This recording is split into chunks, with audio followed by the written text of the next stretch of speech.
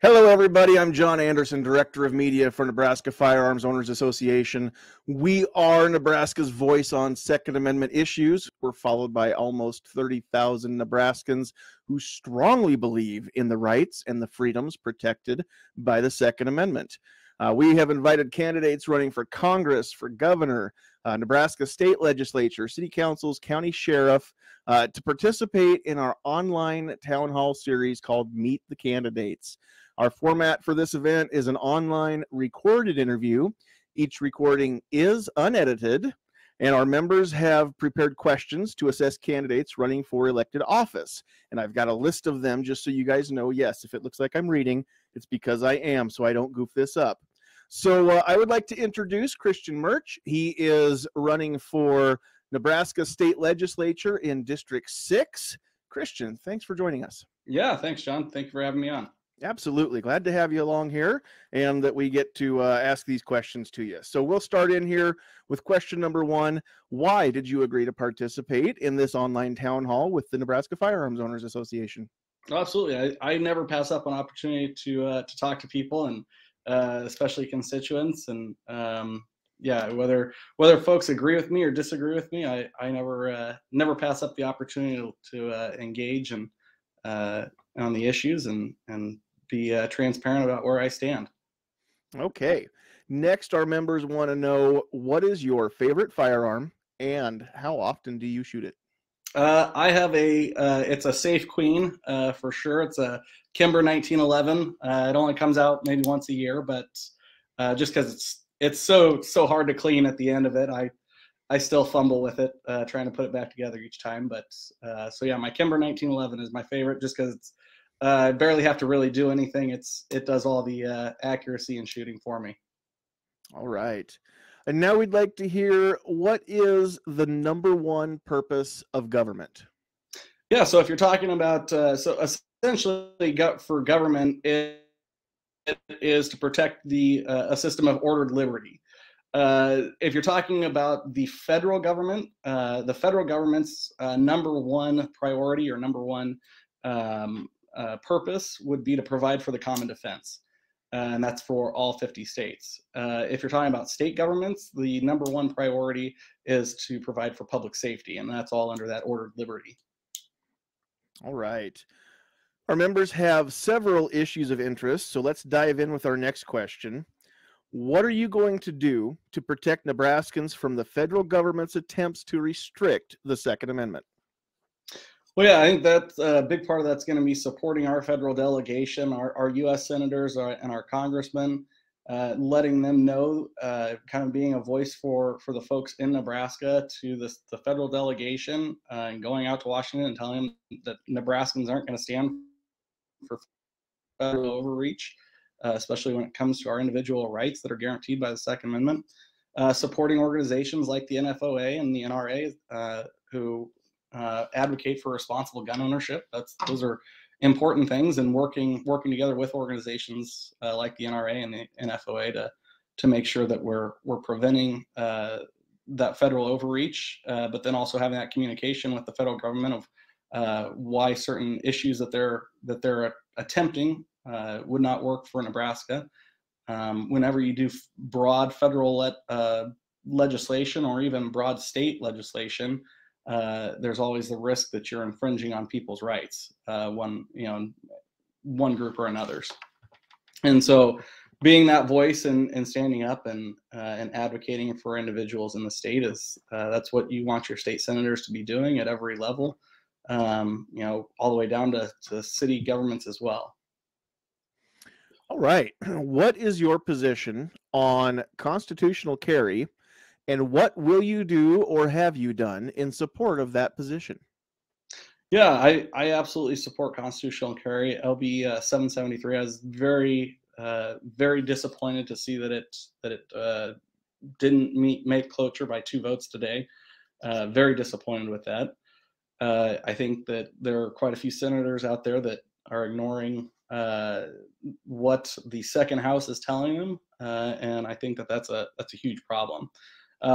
What I've been doing is, when I was the head of the Douglas County Republican Party, I did my best to try and connect with the NFOA and try and strengthen the conversations and groups to let folks be able to reach out and have easier access to some of their elected officials. And that's one of the reasons that I'm running for legislature, is because I want to be that voice for folks in District 6. But being that we're a unicameral, you also as a state senator have to look out for the interests of everyone in the state, and not just your individual district. It's kind of a twofold job. You have interest in your district, and then the state as a whole as well. And so looking out for folks across the state is important, and that's where I'm going to be pushing for constitutional carry next session. Okay, how about your position on red flag laws, and what will you do or what have you done in support of that position? Right. So red flag laws, I oppose red flag laws because there's two main constitutional issues that I have, especially with the red flag law that they attempted, that my opponent and Senator Moorfeld attempted to push on Nebraska. I think it was a couple sessions ago. First being the lack of due process that's involved. And any time that the government wants to infringe or restrict or interfere with an individual's rights, whether it be their freedom or their right to keep and bear arms, there has to be due process. Due process with red flag laws, it varies from state to state that have enacted them. However, even the most strict red flag law when it comes to due process is still far too light, which means that you risk infringing on a constitutionally protected right. The second issue, especially again with the red flag law that was proposed here in Nebraska, is the lack of a probable cause requirement for going in and searching a residence. I think the testimony in front of the Judiciary Committee, especially from members in law enforcement, made it very clear that there were significant questions regarding Fourth Amendment rights as far as searches and seizures of individuals' houses, and so that's a huge issue that we would have to address. But all in all, we have a number of federal laws to prevent those who are mentally ill or incapable of making sound decisions, or those that pose a risk to the community. We have a number of federal laws to protect folks. We have a number of state laws designed to protect folks. It's a matter of enforcing those laws and ensuring that that our prosecutors are prosecuting and following through, and that our judges are following through on their end. We can write new laws every day, but until they're enforced, they're just a piece of paper. All right. As one of the few states without it, let's discuss your thoughts on state preemption of firearm laws, and what will you do or what have you done in support of that position? Yeah. So the state preemption, especially when it comes to firearm laws, Nebraska is behind. Again, this is an area where, as a conservative, I believe in local control. I think local control is always best. However, there is a caveat there that when you have constitutionally protected rights like the Second Amendment, which is protected not only by the Second Amendment of the United States Constitution, but also protected within the Nebraska Constitution, there are certain requirements that must be met as far as making sure that we have equal laws that apply to everyone in the state of Nebraska. So that way we don't have someone traveling from one county to another or one city to another, having the metric of where they fall in essentially whether they're lawfully possessing or lawfully carrying a firearm, to switching a jurisdiction and finding out that they are now in violation of that jurisdiction's laws. So I'd absolutely be pushing for having very well-written state laws that cover that to ensure that we're protecting individuals' rights as they go from jurisdiction to jurisdiction. honestly, this is my first run for legislature, so haven't had the opportunity to bring any bills or legislate on it, but always engaging with folks and talking about the need for ensuring that we're protecting folks' rights. Okay. Recently, we had an opportunity to address some much needed protections via LB 300, which was a Castle Doctrine bill. What are your thoughts on Castle Doctrine? And what will you do, or what have you done in support of that position? Yeah, so the Castle Doctrine, I think, is very important. I think you do have the right to protect yourself, especially in your own home. The Nebraska is again a state that is behind the curve on protection or on self-defense law. Again, I haven't been an elected official, so I haven't had the opportunity to advocate for it in an elected capacity. However, I do intend on advocating for stronger self-defense laws that allow people to protect themselves and their families. As far as the Castle Doctrine or duty to retreat, right now the state of Nebraska has the duty to retreat. We also run into issues there when you come to the legal side of things of are we looking at objective or subjective duty to retreat? How far do you have to retreat if you're in your own home? As the law is written now, if you're in your own home, you still have to retreat.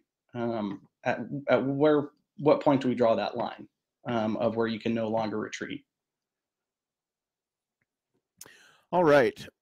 In our state, and you've kind of covered this a little bit, but I'm still going to ask the question.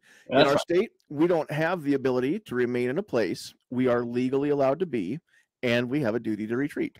So what are your thoughts on duty to retreat specifically, and what will you do, or what have you done in support of that position? Yeah. So again, I think from a policy perspective, of the overarching policy perspective, it's always great in theory to be able to or to push for retreat, to avoid the confrontation, avoid the requirement to use deadly force. That's always something that everyone should be going for. But again, we run into the issue of at what point can you no longer retreat any further? And at what point have you retreated far enough? So again, that's something that I dealt with as a police officer and explaining to folks when they were concerned about protecting themselves in their home and explaining that, well, you have to retreat, and that might include retreating out the back door and running down the street. It's one of those issues that we have to address.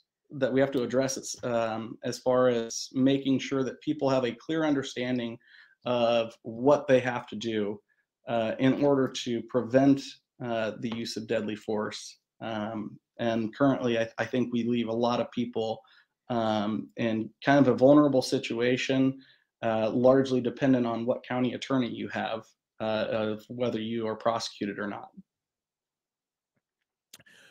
All right. In general, are there any specific gun laws that you think should get repealed? Off the top of my head, I can't think of too many. Local ordinance. I've always had a very healthy suspicion of firearm registration, and so one of the things that I've always had an issue with is Omaha's firearms registration requirements. If you're a concealed handgun permit holder, you don't have to follow those requirements. However, I don't know that it necessarily increases public safety to have that registration requirement. The other end of it in Nebraska is the purchase permit requirement. It is nice in Nebraska to be able to have your purchase permit secured in advance of going and purchasing a firearm. It makes the process much faster and much easier to purchase a firearm versus someone in California when they want to go and purchase a firearm at this point. And surprisingly, in California, they're still able to. They have to, I believe, still wait 10 days, if not more by now, in order to pick up that firearm. So the purchase permit has its benefit as far as being able to have the background done immediately. The biggest issue that I have with the purchase permit is that you are required to pay a fee in order to obtain this purchase permit. It's the same argument that many use in opposition to requiring an ID for voting, is you're disenfranchising those who cannot afford to purchase both a firearm and that purchase permit. Granted, it's only $10, but most driver's licenses, I think, are $15 or $20 at this point to purchase. So it's one of those things where you are, in order for someone to exercise their constitutional right in Nebraska, they're having to pay an additional fee. Not sure that I'm all on board with that. But so reviewing and addressing our purchase permit requirements, or how we go about conducting those background checks, because at the end of the day, while some may try and say that, well, then I'm trying to advocate for no background checks at all, that would be simply false, because the fact of the matter is that even with the purchase permit, when you go to purchase a firearm, an FBI background check is still completed on you every time you purchase a firearm, because you may be given a purchase permit in 2020. By 2021, you may have committed a crime which makes you no longer legally able to use that purchase permit, but no one has come to take that purchase permit from you. So the background checks still are being done. It's just a duplicative process that I don't know if it's necessarily needed, and whether the cost to both the county sheriffs and to the individual is really worthwhile when you have those federal background checks going on anyways. All right. NFOA believes in education. What is your position on mandating firearm safety classes or programs in K through 12 public schools? Well, I think the biggest issue that we have to do with public education right now is making sure that we're meeting the grade in the basic areas: reading, math, science. I am very hesitant to throw on additional requirements for students when we're having trouble getting students to be able to read, write, and do basic math. But with that said, I do highly encourage and would definitely look at ways to encourage from the state level, having kids, adolescents, participate in programs like Boy Scouts, where you can learn to shoot a firearm and learn gun safety. Hunter safety programs where you learn safe handling of firearms. Civilian marksmanship program, again, where you learn these safety, you have this safety education that you and I have both had. I would be all in favor of supporting those programs and encouraging parents and students to be able to participate in those. Mandating additional classes when we have some serious issues in public schools as it currently is, I'm not sure if I'm quite there yet. All right, being a 2A supporter, what is your position on the intent and purpose of the Second Amendment?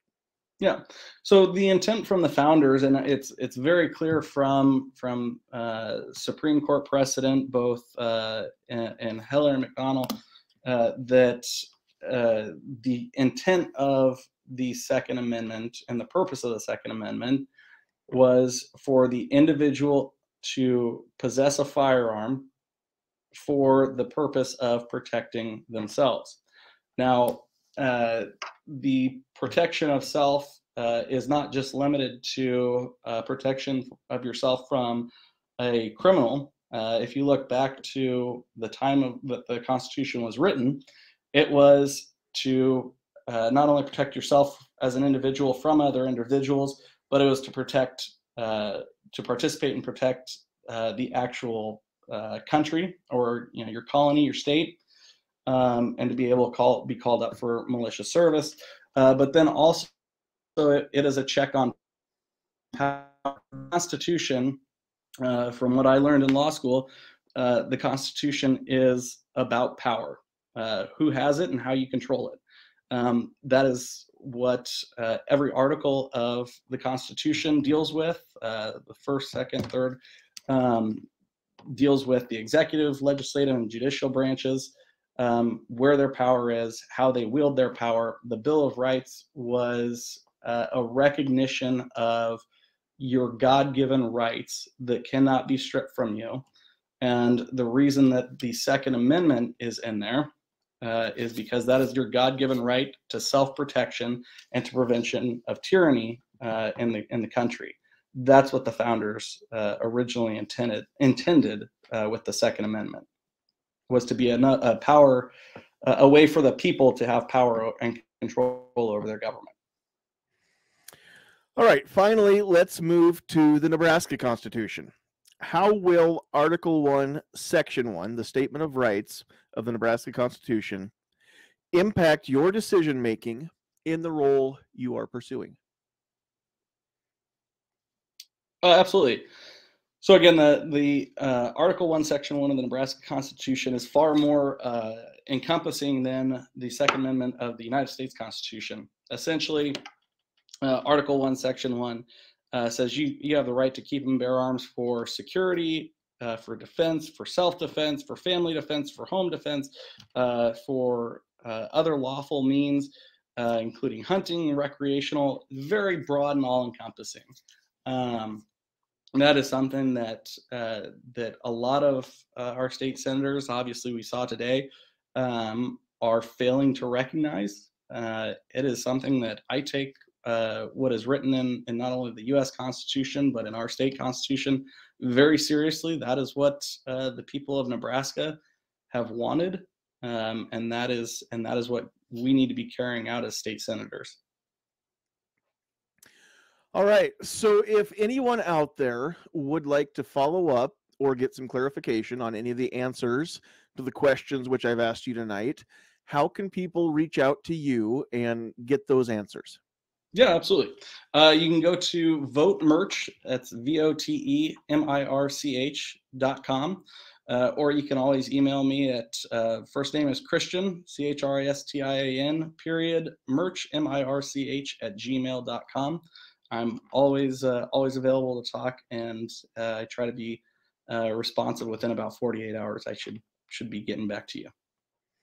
All right, Christian, thank you so much for taking time out of your day to sit down and answer these questions that our members put forward. We really appreciate all the candidates who are taking the time to actually answer these. So thank you very much for joining us, and thank you for your time. Yeah, thank you. Have a good one. All righty.